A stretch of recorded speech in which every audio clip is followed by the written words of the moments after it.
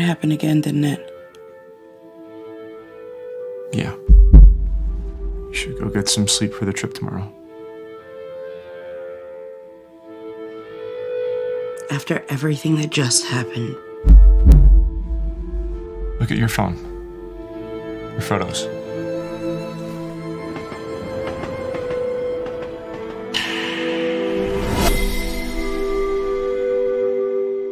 I think we should go. This can't be happening. They all do, actually. They? It's you, okay? Ellie, did you hear me? It's you. I'm totally freaking out right now. There's a little girl in my head, and I had a stranger's blood on my hand, and I don't think I can know it's you. How could I know it was you? You weren't you! I feel like no matter how far I go, it's never far enough for my own head. I'm gonna go pack. So we're going? I don't think I have a choice.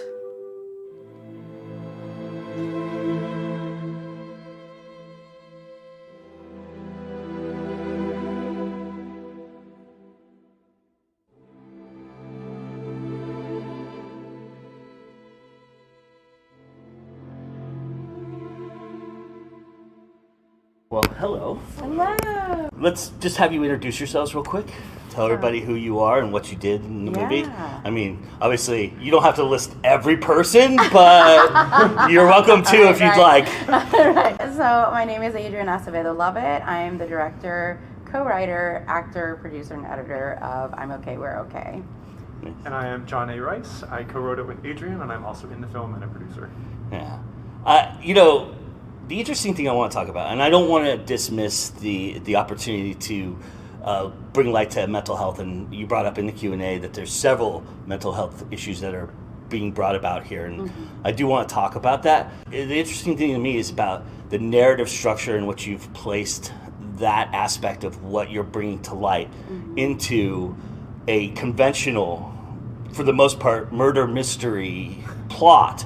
And talk about, trying to fit those beats into that and create some kind of awareness. Was that kind of an interesting balancing beam that you guys went on? It was. That's a really good question because no one has asked that. But it was definitely tricky because I think at first we were going into it with more of a murder mystery mentality. And then the more we kept writing together, the more it kind of evolved into a balance of the psychological drama, mystery, but there was more drama, and then, trying to find the best moments that were organic moments in there. So it was a balancing act, but I felt like even, in the script, the edit is not that far from the script. But we did, we shortened it, right? Like our first cut was like 2.5 hours, and now it's 1 hour and 47 minutes, so it moves, but it still has those elements. And I don't know. What are your thoughts about it? I think that just as we wrote and learned more about the characters, we realized that that's where the interest in the story lies. Yeah. I mean, as is so often the case. But, the characters for sure. Yeah, so it became sort of a meditation of like those personalities and like having each one have their moment to like lead them on this treasure hunt. That's what the interesting story is. Did you have to develop characters to fit the narrative, or did you have a certain amount of characters in mind when you start?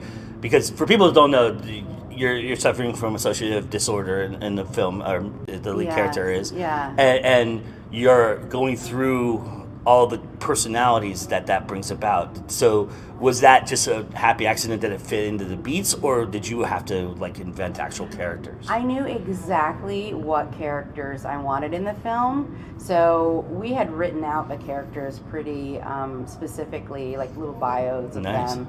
So I knew the amount of identities I wanted for the character and what they were exactly and what they represented, because each one represented a certain part of her that was in a way protecting Ellie at the end of the day. you're both on screen a lot together. Talk about the challenge of directing something when you're both in front of the camera, as you know, and trying to manage a set and scenes and get everybody together to do this. Yeah, so, you know, I say this all the time, but it's so true. My team of people, like the entire group, we were such a cohesive and passionate group, and we all work so well together. We've done many films together, and we love each other so much, like family, that it makes it that much easier to make a film like this and to be able to do both direct and act, because they are very separate worlds, and they're also very demanding, both directing and being in charge of an entire film, the vision of it, and, you know, playing this role that has 6 identities. So it's like, it took a lot, but because of them and because of John being such an amazing support and supporting actor with me, you know, like he was wonderful. And I think the hard part for me was being in the scene, in the moment with him, but also watching him to give him any kind of notes. You know what I mean? So like, he didn't need any notes, but like literally, you know, as a director, you're looking at every, you know, oh, I'd like when he does this more, and things like that. So then, you know, I would note it in my brain while being in the moment and acting with him. So then when we cut, be like, you know, I love when you do this more, you know, and that kind of thing. So it's tricky. Like it's really a juggling act. But I honestly wouldn't have been able to do it without the people that helped me do it. We also tried a variety of ways. That was a thing that we did. Yeah, right. We well, so with a script like this, and you have this toxic relationship, it's really easy to make these characters very nasty toward each other. Yes. And it was always in our minds like nobody wants to watch people in a fight for 2 hours, you know. So I know that we did a bunch of takes. Well, we did some takes that were more aggressive, and then other takes that were a little more tender and loving and sympathetic. And I think in the edit we ended up almost always using the more sympathetic takes. Yeah. On top of all of that, you know, you're acting in different energies. You especially, Adrienne, you have like these amazing energies that you have to go from 0 to 60 at, and then Rand has a lot of energy and a lot of weird energy too, John. And so putting those things together and then cut, roll, that must have been a really, did that take some getting used to at first, or did you guys kind of practice that? How did you get through dealing with that aspect of it? Yeah, both. I mean, it was definitely rehearsing the characters to a point where they were just a part of me. But they also are. Like, that's the thing. I felt like I was doing characters that I knew I could do in a sense, like identities that I felt like I can really hone in on and dive into. And so that was helpful. But also, I mean, it's kind of like a mix. It was sometimes when we had a hard day and I was like playing several of the identities on that one day, it took me a minute to find them again, because you get like so used to one, and then you're like, all right, let me find the other. And I feel like Hector was the one that I had a little more to find, especially his voice. It was a lot of testing of what his voice would be like. And my first initial voice was a lot deeper, a lot more different, a lot more stoic. Call me up and rehearse voices. And we were just trying to find his voice.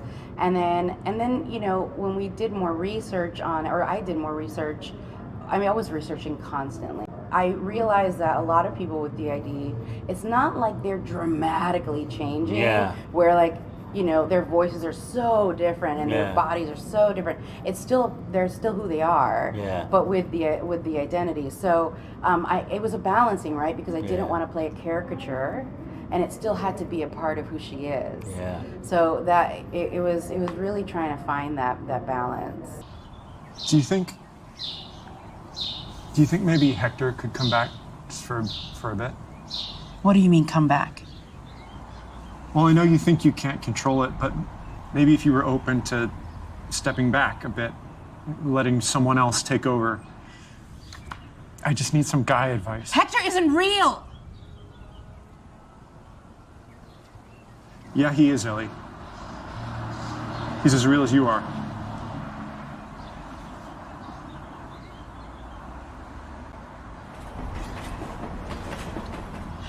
Yo, fuck this hair, man. Hey.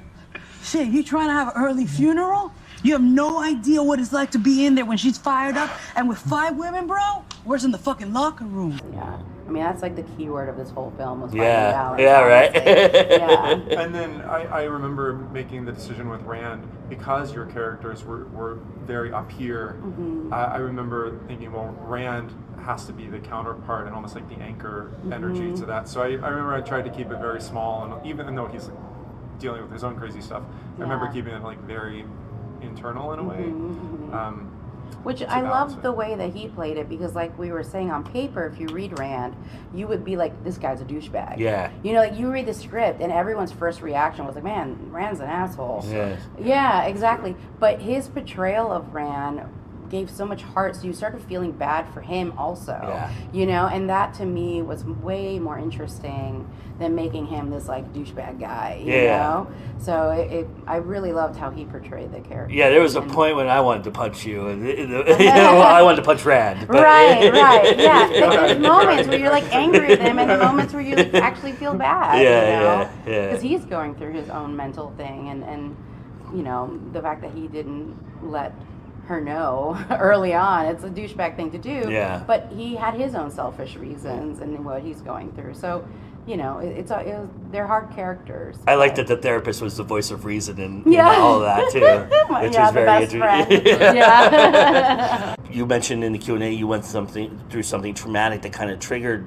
trying to find a story that kind of not celebrates, that's the wrong word, but acknowledges, right, you know, what you were feeling at the moment, right? Talk a little bit about dealing with that. And you guys are literally maybe the first production. You did this during COVID, right before or right during the shutdown, and there was no protocols involved, or there had been no. They were still developing. Yeah. So talk a little bit about what you decided and how to deal with that, because from a production standpoint, I have to believe that was a nightmare. Yeah, well, in regards to COVID, I mean, we were just very careful. And, you know, everyone wore masks that were not on camera, but him and I were testing all the time to make sure that we weren't going to pass anything to each other. So, yeah, it was a little weird. It was, you know, there was a lot of things going in your mind where you're like, I really don't want to pass this. Like, I'm one of these people that shouldn't get it because I'm high risk. So... it was something I had to really keep in mind. But at the same time, I think because, at least for me, I was still in such a mental state of needing to heal, still going through the trauma I had just experienced. My mind was just like, I just need some kind of outlet, I guess, some kind of artistic outlet.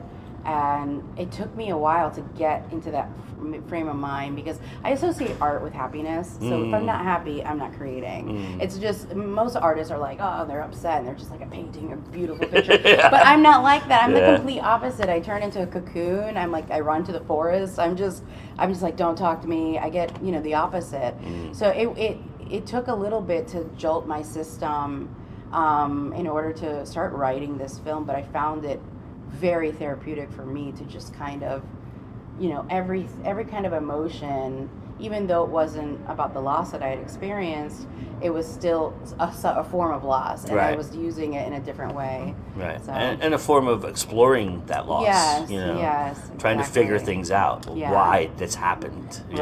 Right. And that's what the character ultimately was doing, because, you know, I mean, to be blunt, I lost a baby, and so it's one of those things where, you know, you go, why did this happen? And I feel like that's kind of Ellie's journey, you know, with why is this happening? And so that's how I felt, and I think that's what translates in the film. And why people I think feel for it, because everyone had experienced such a profound loss, especially during 2020. Of course, 100%. Everyone was. So, yeah. And John, from a production standpoint, did you guys have to change anything? Did anything have to? Did any sets have to change? Did you have to mix around locations because I mean, obviously, there's nobody around to film stuff too, well, right? That actually worked in our favor. Right, because right. Everything was closed down. Yeah. And so we would call up the businesses and be like, "Hey, do you mind if we film at your property? We have insurance, you know." and they said yes. You know, there Nice. was only one location that we actually paid for it, and it was like $200. Other than that, everyone was totally willing to open their location for us to make this independent film. And even like that little store that like my character walks into, she opened it for an hour for us. We went in, we did our thing, and we left. That's and I awesome. called her the day of. You know, like it was really nice how everyone was so accommodating and giving at that time. And I guess, you know, people were just a little bit more sympathetic and empathetic combined, you know, because everyone's trying to feel normal in some capacity at that time. Yeah. So, I bet the crew was pretty happy to be out and doing stuff. I would oh imagine. yes. I mean, that was a big thing too. It was like Yeah. none of us was working. Yeah. You know, none of us were creating, none of us were on set. Yeah. So it was really lovely. That's why those guys were available. It was like, you know, they could come and gift their talent and lend us their talent to help us make this movie. And I appreciate that to no end. It was another COVID protocol too. That I mean, our crew was tiny. It was like the minimum amount of people that you could have. Yeah. But everyone was just. It was working at the height of their powers. It was really exciting to watch. Ellie, come on.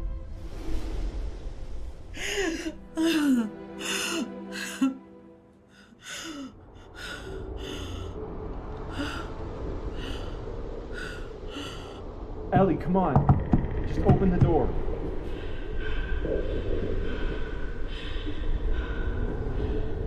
Where am I?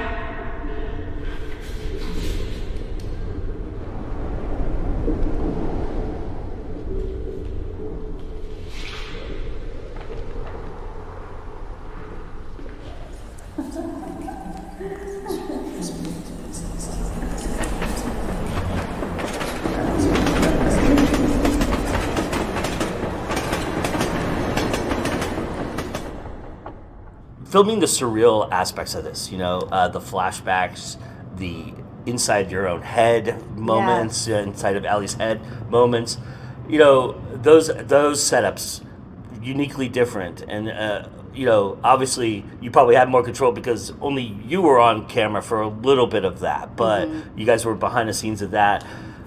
When you developed that portion of it, was it important to you to kind of figure out a different way of showing it? Because those kind of things have been shown on screen before, but were kind of literally in somebody's head. Was that something you guys worked on, developed a lot of, to try and figure out how that was going to work? We actually did. We talked a lot about what the kind of room we wanted. It was back and forth on what the visuals of the room was. But also one of the things that we like to do is we'll do a little nod of our film previous to the current film. So like we'll either throw in little a Easter egg. line or we'll throw in like a thing that was in our last film and now is in. So every film we try to like leave a little mark. Leave a little mark with a tribute of our last film. Nice. So I love that. The Dark Room was a horror film that we made before this one. And I was like, oh, we should make it a dark room, you know, like because you know, and then we threw in a line where he says like TDR printer support, this is Fran, and TDR is the dark room. So we try to do little things like that in every film, but that was one of the reasons. But other than that, I did always have. There's a scene in Eternal Sunshine of the Spotless Mind, which was like a big, you know, inspiration for me on how we wanted to do this film. And there's this scene where he's like in this like store, whatever, with a flashlight, going in and like finding her with a flashlight. And that was something obviously we kind of emulated with the flashlight and everything like that. So so that's what inspired me to do. And originally I did want to do different rooms, like every room was a different set. It's supposed to be a house, right? Yes. Because some people who have DID experience it as like different rooms, like a house. Yes, but obviously we don't have the budget to Right. go out, making Lucy's room and Mona's room and Hector's room and so on. So the dark room made more sense because she was always left in the dark until the end, where it kind of there was color and light and all that kind of stuff. So talking about the mental health aspects of this, you mentioned in the Q&A how important it was not to make light of what was really being said here and what people go through, and kind of honor what you've researched and what you've found out about DID and other mental health, like toxic relationships and things like that. So talk a little bit about that kind of figuring that out and pushing the envelope to a point, but also making sure that it was okay to kind of bring this forward. Yeah, I mean, we did a lot of research, respectfully. We didn't want to shine a negative light on the DID community, so we were very, very specific. And besides our own independent research, we hired a psychiatrist who had DID patients, or who has DID patients and is a specialist on it. And we had him go through the script with us, and we had meetings with him, and we talked about the characters, and he would give us his notes on why this should change to this and things like that, which were very helpful. Did he have any comments about the toxic relationship aspect of it? I mean, he thought everything was... everything. Yeah, comments on everything. everything. But they were very insightful and very accurate. And Nice. and in the end, when he saw the film, he loved it. And he thought our portrayal of the whole film was really well done. He gave us such a authenticate beautiful it better email. than that, right? Yeah, I mean, I just felt much more confident, because obviously I don't want to represent the DID community in a negative light. Sure. They're always represented in horror films, like the other personality or other identity. One of them alter kills is a all of killer, them, right? right, exactly. And we didn't want to do that. And the reason why people that have DID have it is because of child sexual abuse, Right. but on a constant basis. Right. And so it was just a very serious topic that, we were bringing into this film, and we wanted to be respectful. Sure. I also think it's important to note too that even though we don't have DID, the emotional worlds of the characters were very much rooted in our personal truth. Right. Also, just the things that the Right. characters were feeling and experiencing. So I think that's another reason why it doesn't ring false when people Right. watch it. Yeah. I know Rand has a preference of personalities, but do you each have a preference person? Which personality did you enjoy playing the most, and which personality did you feel like you were able to work off of the best? I really love Hector. that moment in the parking lot probably was a really good one for you. Yes. Nice job, by the way. Really, thank you. I really love Hector. I mean, I love Mona too, because I love how outgoing she is, and sometimes I do wish I was more like Mona on a regular, but yeah, there was something about Hector that I connected to a lot. And I think the groundedness of Hector, and then also just I guess if I was a man, I want to be Hector. Like his personality, just the way he is, it's like he has this loving kind of big brother vibe to him, but he's also just a strong individual, but has dreams. There's a little sensitive side to him. I don't know. It was amazing. Yeah. Thank you. I appreciate that. Yeah, I really loved him. But a lot of people do. And I regret not having more scenes with Hector in there, but Did we cut any? I don't think so. No, I don't it think was we just did. that was the ones we wrote for him, and I didn't think it would be such a favorite of everyone's, but It's pretty great. yeah. But I do like, I mean, what are your thoughts? I like Mona. Mona is Adrienne's 18-year-old That's wild true. child. Yeah. Did you guys know each other? No. No, not No, quite. not at that time. Although, I mean, I did know Almost. you in those days. Yes, We did have those I dance parties. definitely had those moments with a couple of drinks. Maybe Back in that's my why I liked 20s. it. Maybe Yeah, that's why I I liked it. It know. took me In my back to that. 20s like a little crazy like her. Made us feel young again. Yeah, right. Yeah, she's a fun one. She's a fun one, because she's also, yeah, she has that wild side. She also has that heart. Those like little moments where she sees, you know. It's very genuine. Yes. Yeah. It's like how young people are. They're so passionate, but it's like it's in a place of being like non-jaded by the world yet. Right. Yeah. Exactly. There's no artifice there. Yeah. Exactly. But there's also no consequences either. Exactly. Yeah. So, Yeah. Exactly. Which we all learn later in life that comes back to haunt us a little bit, right? Yeah. Yes. Yeah.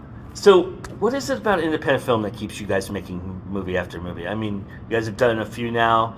So, what is it? Why do you love being in the independent realm? What is it about independent film that you love? I love the creative control. That sounds like so straight or weird, but I love the creative control because it comes. First of all, it's not coming with a price. Like, we're not making the film because we're trying to hit certain box office numbers, right? Yeah. It's coming out of genuine, authentic storytelling. And, you know, even though, yeah, I would love to be at that point where I'm making like a Universal film or whatever, but at the same time, I'm always going to make independent film because I just love the process. I love the creative freedom. Like, we really just get to experiment. Yeah. You know, obviously with limitations of budget, but that structure, within that structure comes freedom. So it really tests your ability as an artist and what you can do with the little bit that you have. I love the challenge of it. I love the people that are involved. Like, everyone in independent filmmaking, we're really making it from the heart. You know what I mean? Like, it takes so much work and it's so hard to raise the money, and it's just like we're making babies, you know, like really. Yeah.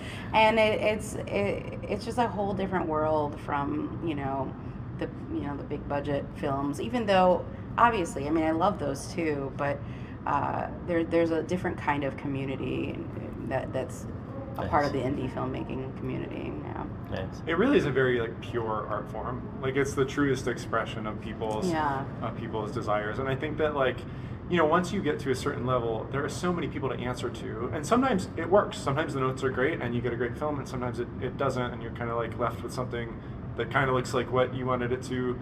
But with indie film, you really can just go out there and create what is in your heart. Nice. Yeah. Was there any point during this process when you guys were developing this that you thought about maybe this is a conventional route film that we might take to somebody, maybe sell a script or something like to that effect, or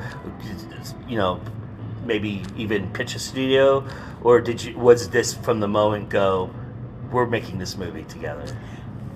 From the moment we wanted to make this movie together, and that it was something that I wanted to make a few statements on as a female Latina director, nice.